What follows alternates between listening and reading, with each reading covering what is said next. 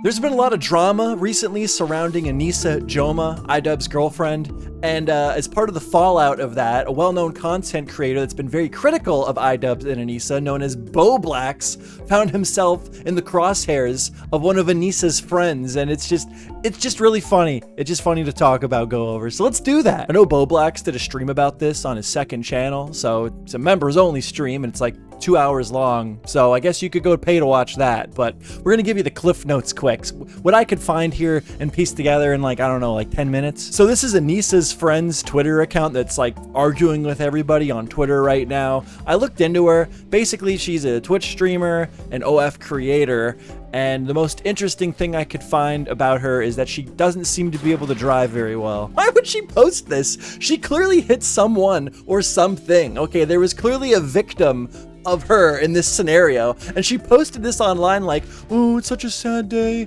to say goodbye to her car. Like, how do you hit someone, something, cause someone else damage, and then you're the victim?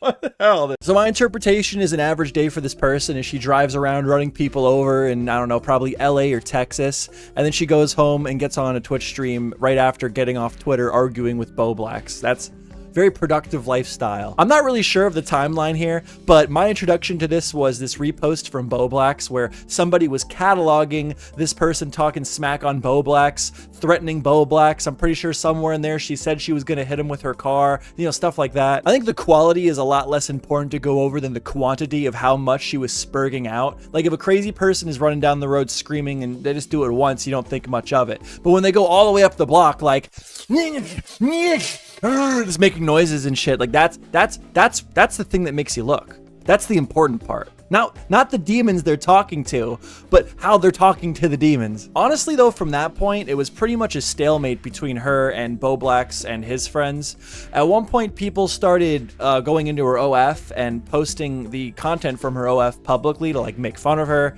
And then she posted something along the lines of, you better stop that or I'm gonna sue you, as if she has any money for a lawyer. After all, she has to buy a new car. Nicholas DeOrio responded to that with making the analogy that like somehow her OF content being shared freely is similar to NFTs, which is probably like the worst analogy you could possibly make because nobody likes NFTs, and the OF, like, just everybody loses here. Rare Nick L. Nicholas DeOrio. Nicholas DeOrio. L. Nick. You can tell she's definitely Anisa's friend, or at least a huge fan of Anisa, because she is right on board with rewriting history to win an argument or to fit your narrative. She was arguing the fact that Yoko Ono was actually really talented artist that was misunderstood for the time, which is not the case. She also specifically stated in that thread that Anisa is her friend, so that's where I'm getting that from. Hopefully when they hang out, Anisa drives. That's all I'm gonna try to say here. Drive a Subaru that got a couple of years ago and haven't fixed it. Never mind. She hit something. Look at the look in this man's eyes. Okay, that she hit something with their car. Okay, I'm gonna call that. I'm gonna call that one. You know what? I'll even take the headcanon further than that. I think that one of these accidents is what caused the concussion that wouldn't allow her to fight in Creator Clash in the first place. What about you, Anisa? I wanted to. I was training, but I have so much brain damage that I can't. From Screw this person. I am the #1 Anisa Jomha fan, dude. You don't come after my girl, bro. Don't you tell her to. I need her. We're joking. We're all joking here, okay? This is gonna get seen by the wrong person, and the next thing you know, she's gonna be on a stream going, now they're saying that I'm smashing cars and running over people. That's what caused my brain damage. It's funny. It's funny though, because that is literally the same line of logic that she uses against Bowblax. Imagine having a beef with Bowblax. I'd like to say stop picking on the autistic man, but then Anisa has brain damage. So should I be telling Bowblax to stop picking on the woman with brain damage, or telling Anisa to stop picking on the man with autism? I just, whose nerf is worse?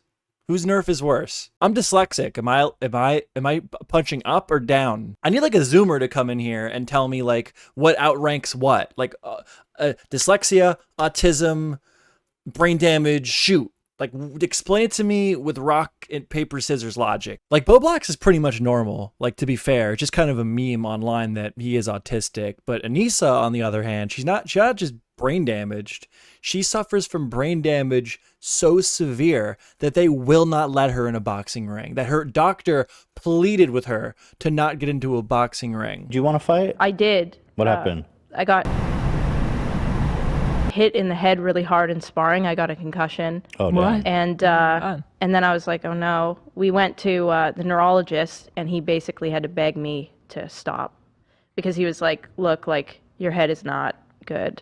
I've had a John. bunch of concussions, like my whole. Yeah, she did sports growing up. Nobody was believing her. Nobody was believing her, dude. Ethan had to look at Ian like, yo, dude, you get her, bro. Get iDubbbz. And to get iDubbbz to back her up, dude, pull her out of it. They all know she's full of shit.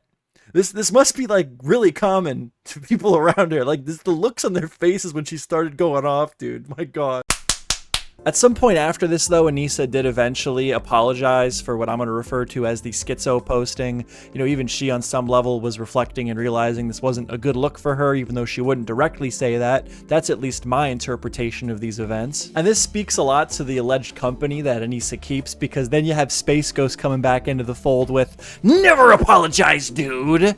Like, just right there. That's all you need. That's all you need to hear, dude. Like, the gaslighting is insane. Like, Space Ghost coming in like, "Never apologize. I don't apologize. The voices in my head are telling me I'm right." You must veer the car right. Right now. Turn the steering wheel into the pedestrians. They should not be walking there. It is not the way of the Lord, the Dark Lord. And then there was just a bunch of squabbling going on. Nobody was really making any significant ground. She was going to talk, and all her people were going to be on her side, and then all the other guys were going to talk, and everybody was going to be on their side. But that's when I knew, even though I couldn't offer much, it was time for me to get involved. See, I began combing through her replies, looking for any inaccuracies that she was giving in her replies to all the people she was arguing with on Twitter. There were many battles being fought, but I knew what I had to do to make sure that she would at least lose one of them. I eventually found her arguing with this one account. Really nothing significant happened, nothing worth mentioning, but she did make a fatal error. She claimed that she was able to successfully get this account banned in a way to, I don't know, fool everyone watching the thread go through, I guess, was her plot, because the account was not banned. I checked. That Cammy guy's still up. So I guess her logic was, I'm just going to say I got this account banned and then post an altered screenshot proving it to make everyone just flicking through the replies think that I got this guy, which I just couldn't let that happen.